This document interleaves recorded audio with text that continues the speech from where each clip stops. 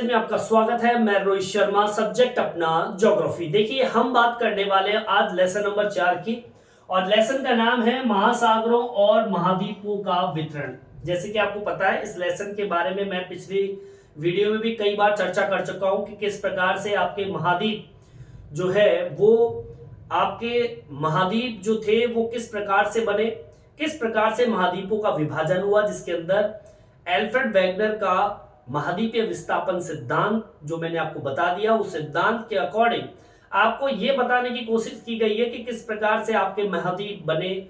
महाद्वीप जो एक पेंजिया था और वो महासागर पेंथालासा में तैर रहा था, और फिर बाद में उसमें कुछ ऐसी विवर्तनिक प्रक्रिया, भूकंप या सुनामी की प्रक्रिया प्रारंभ हुई जिससे कि वो महाद्वीप दो भागों में बट गया। फिर उसके बाद में एक लॉरेंसिया बना और एक गोंडवाना लैंड बना। गोंडवाना लैंड जो कि भारत से संबंधित है, भारत गोंडवाना लैंड का ही भाग है। और फिर बाद में उन्हीं दो भागों के अंदर कई विभाजन हुए और आज हमारे सामने कई महाद्वीप बने। महाद्वीपों का विस्थापन इस चीज को दर्शाता है कि महाद्वीप कभी भी स्थिर अवस्था में नहीं रहे। महाद्वीप हमेशा एक स्थान से दूसरे स्थान पर जाते रहे। उसके लिए भी कई एल्फ्रेड वेगनर ने प्रूफ के साथ में उदाहरण भी दिए और आपको सबूत भी दिए कि किस प्रकार से आपके महाद्वीपों का विस्थापन हुआ। उसके पक्ष में प्रमाण भी दिए। फिर एल्फ्रेड वेगनर ने एक तरीके से आपको यह बताने की कोशिश की है कि महाद्वीपों का प्रवाह जो हुआ है, मतलब महाद्वीप एक स्थान से दूसरे स्थान पे चले गए, उसके अंदर कौन से वो बल है। तो दो बल इसमें आपको बताने की कोशिश किया, जिसके अंतर्गत आपका एक बल जो है वो पोलर या फिर ध्रुवीय प्लाइनिंग बल, जो कि मैंने पिछली वीडियो में बताया था आपको, जो कि पृथ्वी के घूर्णन से संबंधित है कि जब पृथ्वी घूमती है तो घूमने की वजह से हमारे महासागर के पानी में हलचल होता है और उस हलचल से पानी एक स्थान से दूसरे स्थान पर जाता है, जिससे कि महाद्वीप जो होता है वो भी उस पानी के साथ में एक स्थान से दूसरे स्थान पे चला जाता है। फिर उसी के अंदर एक बल और था, ज्वारीय बल, जो कि सूर्य चंद्रमा के आकर्षण से संबंधित था। सूर्य चंद्रमा के आकर्षण की वजह से पानी ऊपर उठता है फिर नीचे गिरता है, जिसे हम ज्वार भाटा के नाम से जानते हैं। वो भी एक पानी में विक्षोभ पैदा करने का काम करता है, जिससे महाद्वीप एक स्थान से दूसरे स्थान पे चला जाता है। 1930 के अंदर दशक के अंदर आर्थर होम्स आया। उसने मेटल वाले भाग के अंदर संवहन धारा के प्रभाव की संभावनाओं को व्यक्त किया है। मतलब आपके पृथ्वी के अंदर जो मेटल वाला पार्ट होता है, मैं समझाऊंगा अभी एक डायग्राम से, उस मेटल वाले भाग के अंदर संवहन धारा कौन सी होती है? संवहन धारा होती है, संवहन मतलब गर्म जो धारा होती है। संवहन शब्द होता है वो गर्म से संबंधित होता है। संवहन धारा जो होती है वो एक तरीके से मेटल में उपस्थित है। ये धाराएं मेटल वाले भाग के अंदर उपस्थित होती है। अब ये धाराएं बनती कैसे है? ये धाराएं बनती है रेडियो एक्टिव तत्वों से। उससे तापमान उत्पन्न होता है और उसी तापमान की भिन्नता से मेटल वाले भाग के अंदर ये धाराएं उत्पन्न हो जाती है और फिर ये धाराएं मेटल पृथ्वी के आंतरिक भाग में बहती है। होम्स ने तर्क दिया कि मेटल वाला जो भाग है उसमें इस प्रकार की धाराओं का तंत्र विद्यमान है और यह उस प्रवाह बलों की व्याख्या प्रस्तुत करते हैं जिनके आधार पर वैज्ञानिकों ने महाद्वीपीय विस्थापन सिद्धांत को नकार दिया था। मतलब कई वैज्ञानिकों ने कहा कि नहीं, महाद्वीपीय विस्थापन नहीं होता है, लेकिन इस संवहन धारा सिद्धांत से यह पता चलता है कि हाँ, आपका महाद्वीप एक स्थान से दूसरे स्थान पे जाता है। और कहीं ना कहीं जैसे कि ये कहें कि आपका जो ज्वारीय बल है, या फिर हम कहें कि आपका जो आपका पोलर ध्रुवीय प्लाइनिंग बल जिसे हम बोलते हैं वो भी है।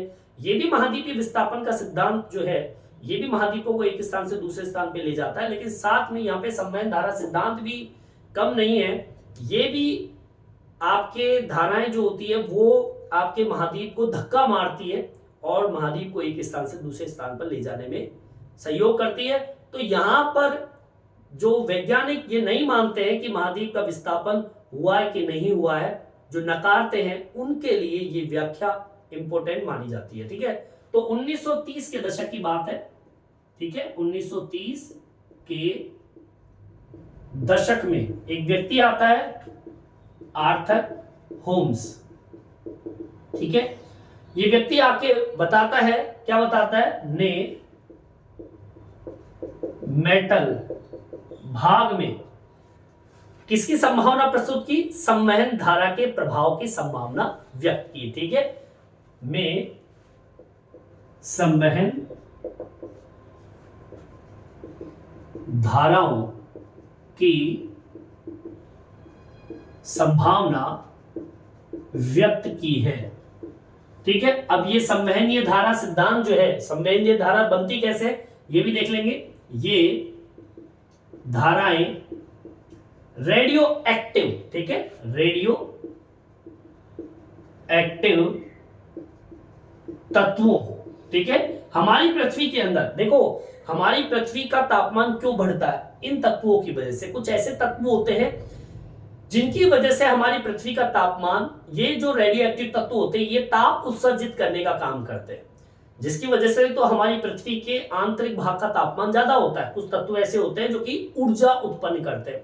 ये उन्हीं रेडियो एक्टिव तत्वों की बात कर रहा हूं, और यही रेडियो एक्टिव तत्व जो है वो संवहनीय धारा, अब संवहन क्या होता है? गर्म, ऐसी धारा उत्पन्न करते हैं ये तत्व जो कि हीट पैदा करे। ठीक है, तो ये धाराएं जो है रेडियो एक्टिव तत्वों से उत्पन्न होती है। ठीक है, उत्पन्न होती है। ठीक है, अब ये धाराएं कौन सी धाराएं? संवहन धारा। ये धाराएं रेडियो एक्टिव तत्वों से उत्पन्न होती है। तो यहां पे एक छोटा सा न्यू टाइप का क्वेश्चन भी बनता है कि संवहन धाराएं किस तत्वों से उत्पन्न होता है? रेडियो एक्टिव तत्वों से उत्पन्न होता है, जिससे ताप उत्सर्जित होता है, तापमान में भिन्नता आती है। ठीक है, अब देखिए तापमान में भिन्नता आती है, और ये कहां पर उत्पन्न होता है? मेटल वाले भाग में। ठीक है, यह धाराएं मेटल वाले भाग में पैदा होती है। अब यहां पे तापमान में भिन्नता का तात्पर्य, उत्सर्जित करने का तात्पर्य, देखिए रेडियो एक्टिव तत्व संवहनीय धारा। अब संवहनीय धारा है क्या? सुनिए, यहां पर रेडियो एक्टिव तत्व जो है वो तापमान उत्सर्जित करता है। तापमान उत्सर्जित कर रहा है तो तापमान कई बार कम और ज्यादा करता है, तो तापमान में भिन्नता भी आती है, और इन्हीं तापमान उत्सर्जन की वजह से कुछ संवहनीय धारा मतलब गर्म धारा बहती है। ये गर्म धारा जो बनी है वो किसके कारण से बनी है? रेडियो एक्टिव तत्व। रेडियो एक्टिव तत्व जब उत्सर्जित होता है तापमान बनता है, तापमान उत्सर्जित होता है तो कई प्रकार की धाराएं बनती है, जिस धाराओं को नाम दिया गया है संवहनीय धारा। ठीक है, अब होम्स क्या तर्क दे रहा है कि पूरे मेटल वाले भाग में इस प्रकार की धाराएं बहती है, तंत्र विद्यमान है। ठीक है, यहां पे लिखेंगे होम्स तर्क देता है कि पूरे मेटल वाले भाग में इस संवहन धाराओं का तंत्र विद्यमान है, जो महाद्वीप को सीधे सिंपल सी लाइन बोलूं, धक्का मारती। ठीक है, आगे वचन अब धक्का मारेगी तो सीधी सी बात है महाद्वीप एक स्थान से दूसरे स्थान पे जाएगा। ठीक है, यह अब यहां पे लिखेंगे यह उन प्रवाह बलों, अब ये कौन से प्रवाह बल की बात कर रहा है? पिछले जो प्रवाह बल बताए मैंने आपको, ज्वारीय बल या फिर पोलर का बल, तो यह उन प्रवाह बलों की व्याख्या प्रस्तुत करता